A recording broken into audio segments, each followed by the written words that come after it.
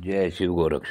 प्रिय श्रोताओं, आप सुन रहे हैं स्कंद पुराण और आज आप सुनेंगे स्कंद पुराण का भाग 19 तथा माहेश्वर खंड का भाग 18।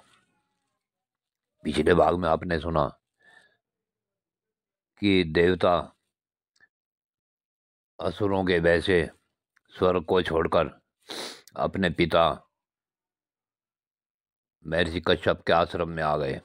वहाँ उन्होंने आकर अपनी माता से अपने बचाव के लिए प्रार्थना की। तब उसकी माता ने 1 वर्ष तक भगवान विष्णु की उपासना करने के पश्चात भगवान विष्णु को प्रसन्न किया और उस भगवान विष्णु ने वामन रूप में प्रकट होकर देवताओं की रक्षा की। भविष्य आगे की कथा आप इस भाग 18-19 में सुने।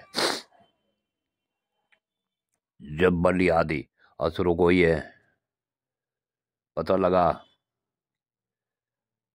कि सब कोई भी देवता स्वर्ग में नहीं है तो उन्हें बड़ी प्रसन्नता हुई और शुक्राचार्य ने असुरों द्वारा राजा बलि का इंद्र के सिंहासन पर अभिषेक कर दिया। तब विरोचन कुमार बलि वहां की उत्तम विभूति के द्वारा महेंद्र से भी अधिक शोभायमान दिखने लगे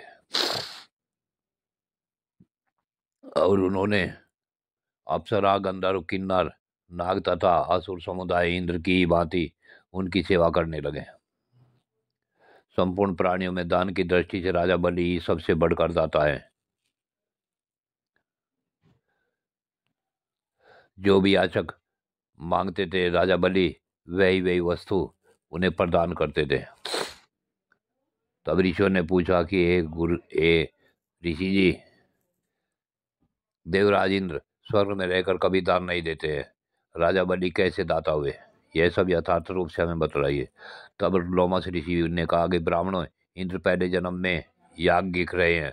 उन्होंने अश्वमेघ यज्ञ का अनुष्ठान करके अमरावतीपुरी का राज प्राप्त किया है। अब वे केवल भोग लोलुप रह गए हैं। अभीष्ट फल पाने के पश्चात इंद्र में कृपणता आ गई है और विरोचन पुत्र बलि, पूर्व जन्म में जो कुछ था वह सुनो। पहले समय में देवताओं और ब्राह्मणों की निंदा करने वाला एक महापापी जुआरी था। वह सदा पराई स्त्रियों में आसक्त रहता था। एक दिन उसने कपटपूर्ण जुए के द्वारा बहुत धन जीता।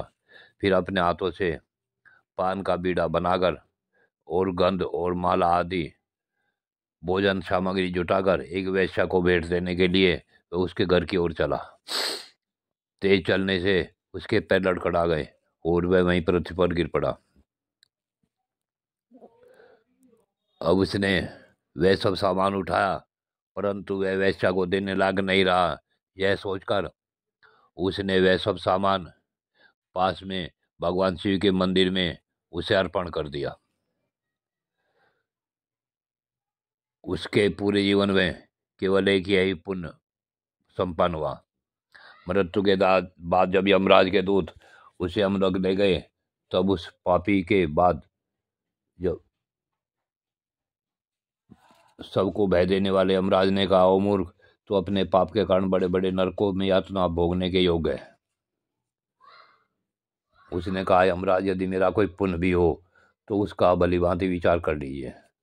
तब चित्रगुप्त ने कहा, तुमने देहांत होने के समय पृथ्वी पर पड़े हुए कुछ गंध और पुष्प आदि को भगवान शिव के उद्देश्य में दान किया है। परमात्मा शिव को वह सामग्री समर्पित की है। उस सत्कर्म के फल से तुम्हें 3 घड़ी के लिए इंद्र का प्रसिद्ध पद प्राप्त होगा। चित्रगुप्त की बात सुन जुआरी ने कहा, मैं सबसे पहले अपना शुभ कर्म भोगूंगा। उसके ऐसा कहने पर उदार बुद्धि वाले बृहस्पति जी संपूर्ण देवताओं के साथ तत्काल वहां आ पहुंचे।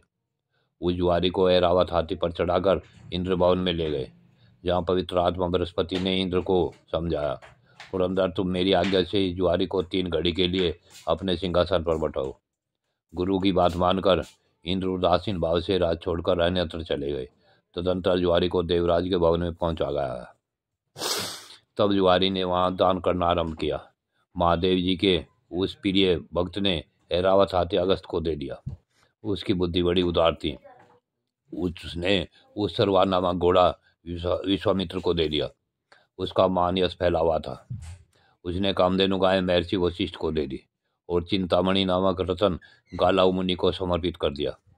उस महातेजस्वी दाता ने कल्पवृक्ष उठाकर कौंडिल मुनि को दे दिया। जुआरी होकर भी वह भाग्यशाली था।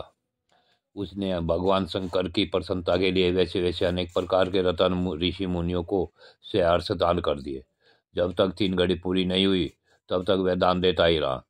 3 घड़ी के बाद फिर वह स्वर्ग से चला गया। इंद्र अमरावती के सिंहासन पर बैठकर बृहस्पति जी से इस प्रकार बोले, गुरुदेव, ऐरावत हाथी नहीं दिखाई देता। यही दशा अन्य सब चीजों की भी है। तब बृहस्पति जी बोले, जुआरी ने आकर मान कर्म किया है। जब तक उसकी सत्ता रही है उसके भीतर ही उसने आज ऐरावत आदि सभी वस्तुएं ऋषियों को दान कर दी। बड़ी भारी सत्ता हस्तगत होने पर जो स्वाधीन होते हैं और परमात्मा ने पढ़कर सदा भगवान शिव के ध्यान में तत्पर रहते हैं, वे ही भगवान शंकर के प्रिय भक्त हैं। वे कर्म फलों का परित्याग कर केवल ज्ञान का आश्रय ले परम पद को प्राप्त होते हैं। प्रिय श्रोताओं, आज की कथा यहीं पूर्ण होती है। आगे की कथा अगले भाग में। जय शिव गोरक्ष।